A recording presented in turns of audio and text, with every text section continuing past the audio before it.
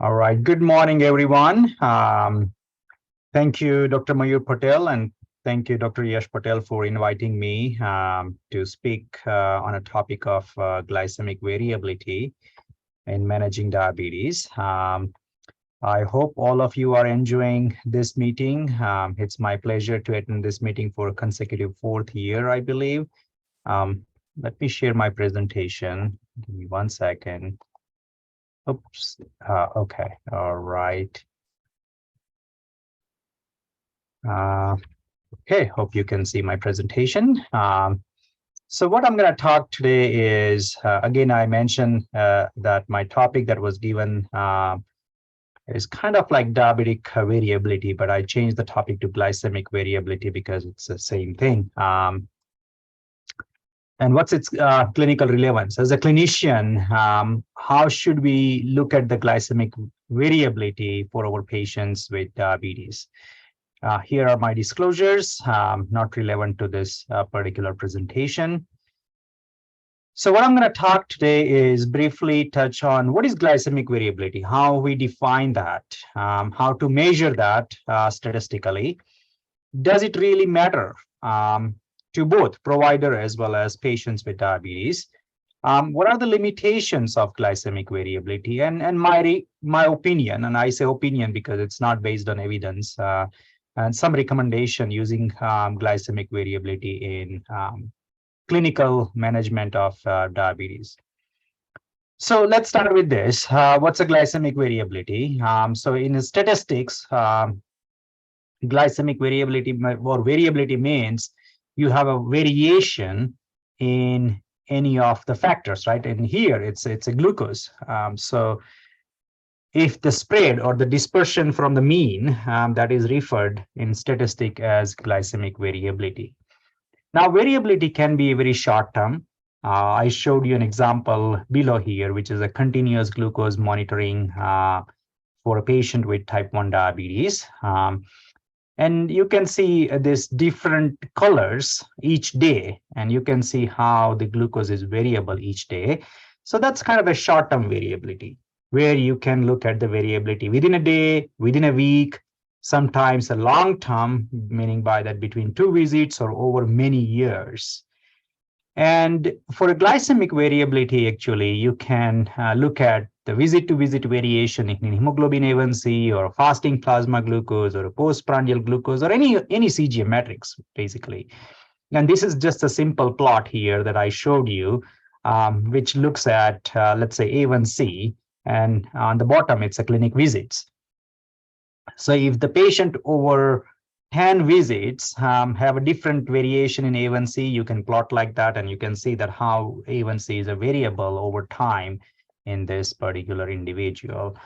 Similar plot you can make for any glycemic matrix, which is, again, I mentioned fasting plasma glucose, postprandial glucose, or CGM matrix that I'm going to talk in a minute. Now, in a statistics, you can calculate or measure glycemic variability by some simple metrics, for example, standard deviation. And I'm sure when you do a medical school, everybody learns about standard deviation. Even though we don't use that in a clinical practice, I'm sure you know about standard deviation. Coefficient of variation, which is a standard deviation by mean. Pretty simple metric, again, which is standardized by mean. The percentage coefficient of variation, or you can say percentage CV, is actually standard deviation by mean into 100, right? You are converting that into percentage.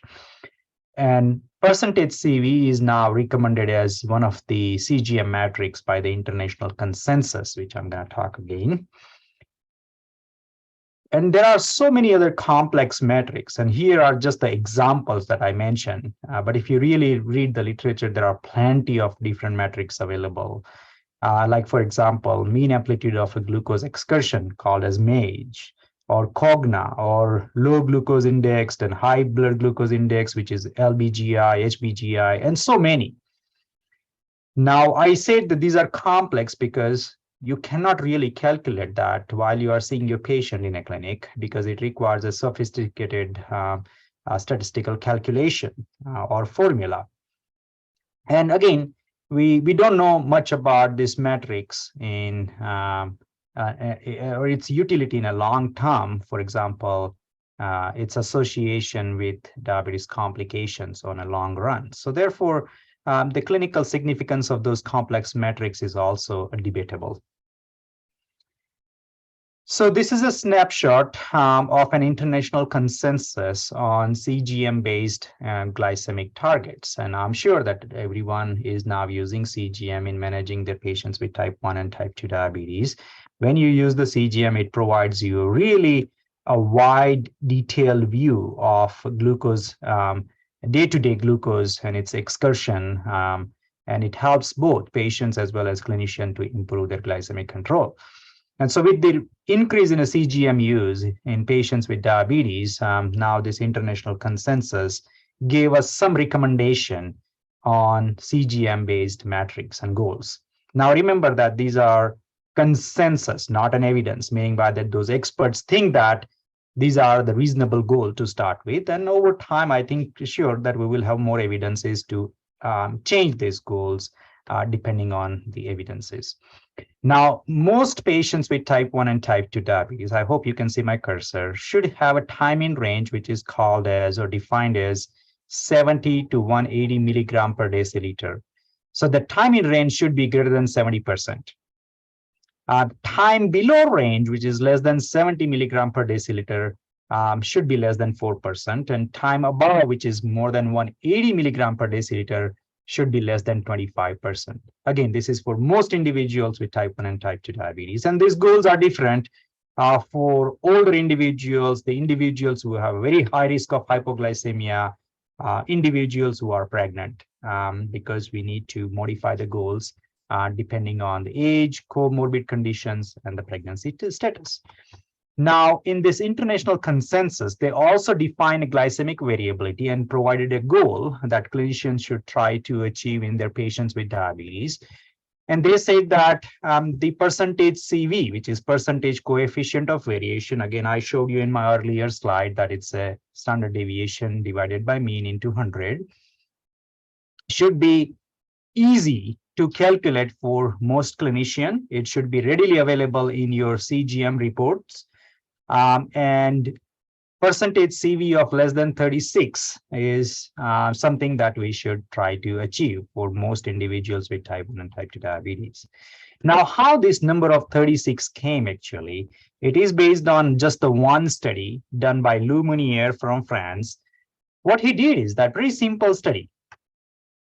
Bunch of individuals with type 1 and type 2 diabetes, he put them on an Medtronic iPro CGM for 3 days. Now, these patients with type 1 and type 2 diabetes were on a different type of modalities or treatment.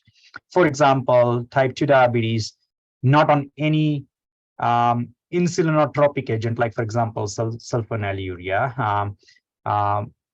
Some are only on a DPP-4 inhibitors, which improves the insulin sensitivity but does not cause hypoglycemia. Some type 2 diabetes on insulin therapies, and group 4 is actually type 1 diabetes. And type 1 diabetes, everybody is on multiple daily injections or insulin pump therapy.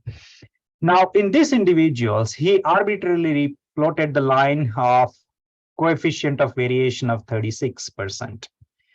Now, that 36%, most individuals with type 2 diabetes, even on insulin therapy, if the CV is below 36%, then the risk of hypoglycemia on CGM is pretty low. But remember that in type 1 diabetes, actually, it was almost at the midline, meaning by that, even at the CV of 36, half of the individuals still experience the same amount of the hypoglycemia as other individuals with the higher CV. Anyway, it's not a perfect study, short-term cross-sectional study, but based on this study, the international consensus came up with the coefficient of variation of 36% as a recommended goal for majority of individuals with type 1 and type 2 diabetes. Again, as I mentioned, it's a consensus. It's not an evidence-based guideline. So take that with a lot of grain of salt. And in my opinion, it's not perfect, and I'm going to highlight that in a moment. Now, Glycemic variability, does it matter? I'm sure that you have heard many lectures, particularly with DPP-4 inhibitors and GLP-1 analogs, that it reduces the glycemic variability. And by reducing glycemic variability, there are multiple mechanisms that has been proposed that would improve the vasculature or vascular function and reduce the microvascular and macrovascular complications. But these are all hypotheses. Now, remember that hypothesis sometimes comes from animal research, some of the human studies that suggest but do not prove that the hypothesis. So this hypothesis is pretty solid that glycemic variability, so more the glucose excursion, higher is the risk for macrovascular complication. Yes, there are some also studies that suggest the increased risk of microvascular, but it's pretty strong for a macrovascular complication. Now, this is just a snapshot of a meta-analysis that was published in 2020. I don't want you to read that. It's a busy slide. It's a small font. It's hard for you to read that. But what I wanted to convey here that there are more than 40 to 50 publications that suggest that various glycemic metrics by different way of statistical calculation have associated or has been shown to be associated with diabetes complications and mortality. Now, complications can be microvascular, can be macrovascular, and the mortality is pretty hard outcome. But I want to also emphasize that association does not mean causation. So this study shows that, yes, there is something relationship, or there are some kind of a relationship between this glycemic variability and the outcome, but is the glycemic variability causing that outcome? We don't know that yet. So again, in my opinion, at individual level, the glycemic variability matters, because for a patient who is living with type 1 diabetes and it's seeing like those kind of, ups and downs throughout the day and night, that is a frustrating for an individual, right? It is really hard for that individual to manage diabetes. So at individual level, it matters. But where is the problem then? The problem is there are a lot of limitations with glycemic variability, and I'm going to highlight few here just to make case. The first thing is that we are clinicians, not mathematicians or statisticians. So there are more than 10 to 15 different ways that you can do a glycemic variability calculations. Do we really have a time in a clinic? I'm sure that most of us spends about between 5 minutes to 15 minutes in seeing patients with type 2 diabetes and type 1 diabetes. In that 5 to 15 minutes, do you really have a time to calculate MAGE and COGNA and high and low glucose index? The answer is no. And also, we don't understand actually how to calculate and what it means to us, what it means to our patient. And also remember that the calculation of variability itself has a greater variation. So it's statistically not a perfect metrics. And so even though the percentage of coefficient of variation has been accepted to an ambulatory glucose profile, those who are using CGM knows that when you download the glucose meter, the CGM, it gives you a report which is called as ambulatory glucose profile.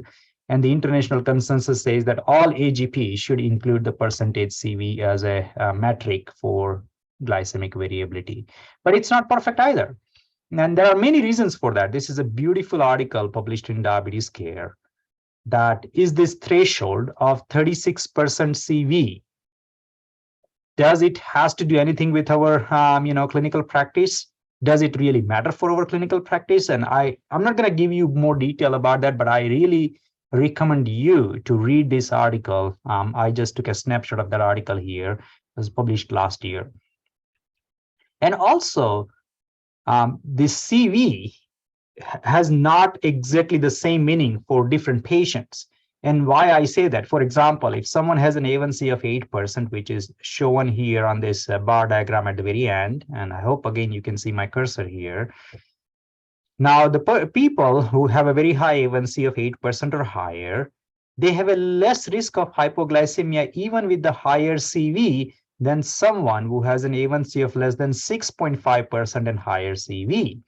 So what it means that the people who are trying really hard to have an A1C of less than 7%, but they are achieving that at the expense of very high glucose variability, then they're going to have more hypoglycemia, which makes sense, right? So again, CV of 36% is not like really, in my opinion, as a gold standard or kind of a gold standard cutoff to define who is at the risk of hypoglycemia. It has to be taken individually in that particular patient in a context of a lot of different things.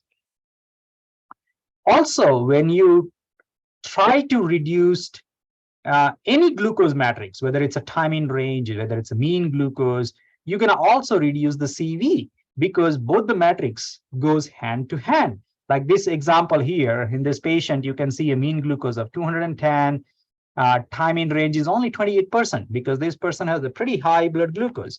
Now look at the coefficient of variation. Now international consensus says that 36% or below is considered as goal. Now this patient is at goal. Do you think this patient has a really good glucose control? Definitely not, because has a pretty high blood glucose and very minimal time in range.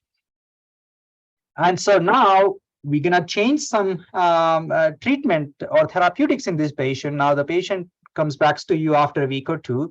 This is the same patient, by the way, a slight improvement in a glucose control. The mean glucose has gone down. And because its mean glucose is going down, your CV is also going down. So here, actually, your CV has improved because the mean glucose has improved. So again, when you try to change a therapy that aims to bring down the glucose, either it's a mean glucose or improving a time in range, you're going to also reduce the CV. So it's not like we are going to treat the patient based on a CV. We're going to treat the patient based on a mean glucose, based on the A1C, based on time in range and different metrics. By doing that, automatically you are also treating or taking consideration for coefficient of variation, which is glycemic variability. Now, again, as I highlighted before, don't rely only on CV. This is another example of this patient. This is a patient with type 1 diabetes who has a very severe fear for hypoglycemia. This patient keeps the blood glucose around 250 milligram per deciliter all the time. Look at the coefficient of variation. There is very little variability because this person keeps the glucose very high, you know. So even though the coefficient of variation is pretty low, is this patient doing good? The answer is no. This patient definitely needs to improve his glycemic control, despite that the CV is at goal, which is recommended by international consensus as a 36% or below. So again, I want to highlight again and again and again that none of these glucose metrics, including the metrics for glycemic variability like CV, is not perfect. There is no really a treatment that aims only at glucose variability without changing any other glycemic metrics. For example, mean glucose or time in range. We haven't developed any kind of a therapeutics that I can reduce the CV without affecting those other parameters. So anyway, my point here is that when you are managing a patient with type 1 diabetes and type 2 diabetes, you are not managing that patient based on CV or glycemic variability, actually. You are managing that patient based on different glucose metrics. Again, that's A1C, that's a time in range, time above range, or time below range. So we have to look at all these different CGM metrics in managing our patients with diabetes rather than just relying on a glycemic variability. The another point, which is more of a statistical point, is that the association does not mean causation. Okay. And again, I highlighted here is the same meta-analysis that was published in 2020, 2 years back, showing more than 40 to 50 studies that showed an association between glycemic variability and diabetes complication and mortality. But association does not mean that glycemic variability is causing it. And a very simple example that I'm going to highlight here, and I'm sure that every one of us witnessed this. At the time when the DPP-4 was approved, this was about 10 years back, in the Indian market, there were hundreds of lectures given by an expert saying that DPP-4 is going to be an excellent medication. It's going to reduce the inflammation. It's going to improve cardiovascular outcome. There are multiple hypotheses, and those hypotheses were based on a lot of meta-analysis. And the meta-analysis of secondary objectives or secondary outcomes suggested that DPP-4 inhibitors would improve the cardiovascular outcome. For example, the relative risk of cardiovascular event with DPP-4 inhibitor in this meta-analysis that I showed you here was 0.48. What it means that it would reduce the risk for cardiovascular disease by 50%, more than 50%. But these are all meta-analysis of a secondary outcomes, meta-analysis of cross-sectional studies that shows you an association. It doesn't prove a causation. So when FDA changed their guidelines and told every industry that every single molecule in type 2 diabetes must have randomized controlled trial to prove that it is not affecting the cardiovascular outcome adversely, during that time, every industry had to do a cardiovascular outcome. And these are 4 articles published in New England Journal of Medicine, all randomized control trial with 4 different DPP-4 inhibitors. Sitagliptin was the first one, elogliptin, saxagliptin, linagliptin. Not a single one showed an improved cardiovascular outcome. Yes, it's cardiovascular neutral, meaning by that giving this drug does not increase the risk of cardiovascular disease.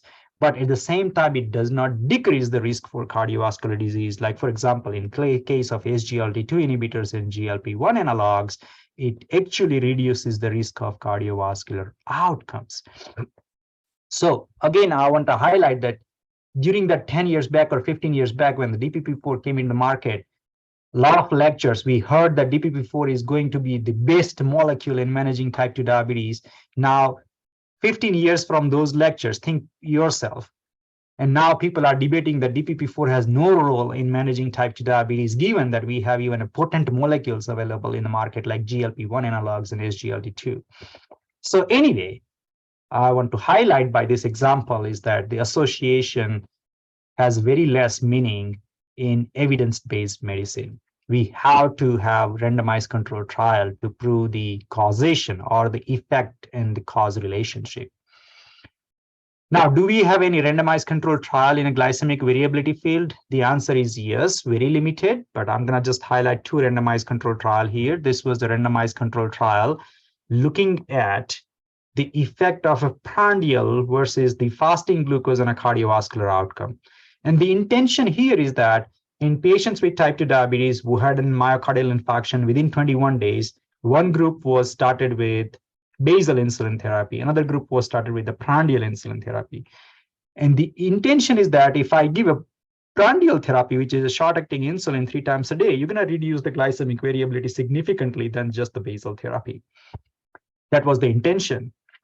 So more than 1,000 patients were randomized. There are multiple Indian sites were involved in this clinical trial as well. A very old clinical trial published in Diabetes Care. Look at that, the graph A on my left side. And you can see that all the investigators did good job. Mean A1C was 8.5% at the time of randomization, and they brought it down to about 7.5%. And it was maintained up to 60 months. That's a 5 years, pretty long clinical trial. You can look at the effect of the basal therapy, which is in a black, and a prandial therapy in orange color or red color. Pretty similar effect, in my opinion, not much difference. And there was no improvement in a cardiovascular outcomes between 2 groups. So this clinical trial says that whether you are treating someone with only fasting insulin or a postprandial insulin, cardiovascular outcome is going to be the same as long as the mean glucose is the same in both individuals. And we just published a very recent article. It's more of a statistical article. If you are interested, you can scan this barcode and then try to read this article.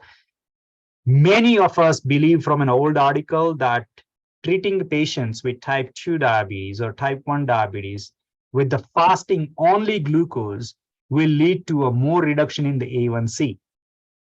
The answer is, in my opinion, it's not right. Whether you treat someone with the fasting only or postprandial only, as long as you are reducing the mean glucose, you're going to reduce the A1C. It doesn't matter whether it's a fasting or a postprandial.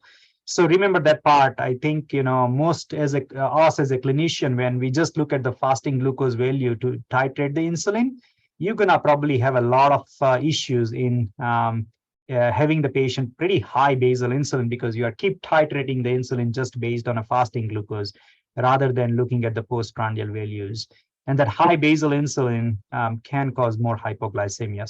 So just be aware of changing our approach from a fasting to now postprandial, or both, because what matters is the mean glucose, not the glycemic variability, not the daytime or nighttime, not the fasting or postprandial. Okay, this is another clinical trial, which I'm sure most of you have heard multiple times. It's called flat sugar clinical trial. Very small number, very small sample size, 110 people with type 2 diabetes, only on a metformin basal insulin therapy, were randomized to receive GLP-1 or prandial insulin. The idea is that by giving a GLP-1 analog, you're going to reduce the glycemic variability, versus in a prandial insulin, you will have a more glycemic variability. And yes, they did good job. Again, you can see that the basal bolus therapy, which is a red line, and the GLP-1 in a blue, they had a pretty similar A1C reduction. Glycemic variability was lower in a GLP-1 as expected. This graph B, these are different way of calculating glycemic variability, like standard deviation, coefficient of variation, MAGE, Cogna, mode. I told you about those complex metrics before. You can see that blue bar, which is GLP-1 analogs, was slightly lower than the red bar, which is basal bolus insulin therapy. However, despite that they could separate the glycemic variability between two groups, there was no difference in any of the outcomes, like albuminuria, differences in the CRP level, which are inflammatory markers like IL-6, no difference in hypoglycemia between two groups.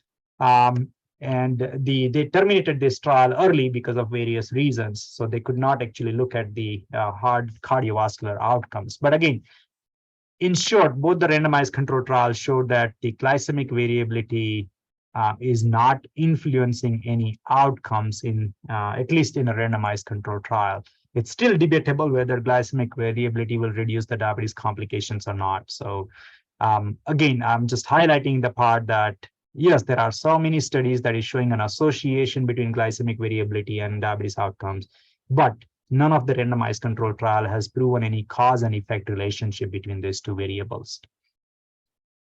So what I think, what's my opinion recommendation, and this is, I say opinion, not an evidence, is that remember that the glycemic variability matters for an individual patient, because as I mentioned that the patient should try to achieve as normal physiological glucose level as possible. And it's really good to look at the CGM matrix, because we know that there are a lot of limitations with the A1C. So what I would do in my clinical practice is that when I see patients with type 1, type 2 diabetes, I pay attention to a lot of different metrics, like, for example, fasting plasma, postprandial glucose. If they are using CGM, then time in range, time below range, mean glucose, rather than just paying attention to the CV. And I'm sure every one of you does the same thing. The most important thing that remember that you are treating patient, not the numbers. None of the glycemic metrics, whether it's an A1C, whether it's a CGM metrics, are perfect. You have to look everything together in managing your patient with diabetes. And rather than just looking at the CV, what I would look at is the time in range and time below range.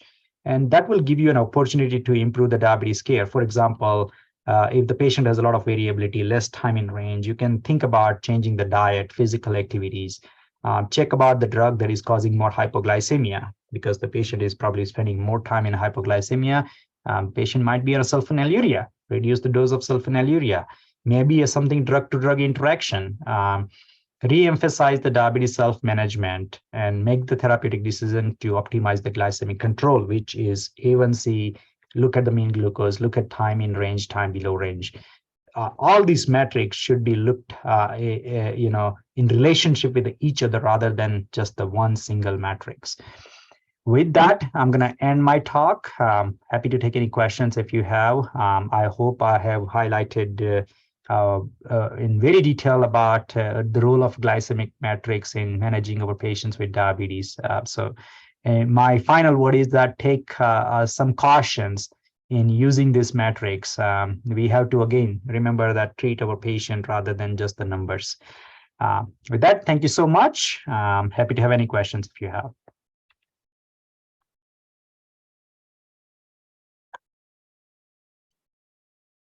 All right.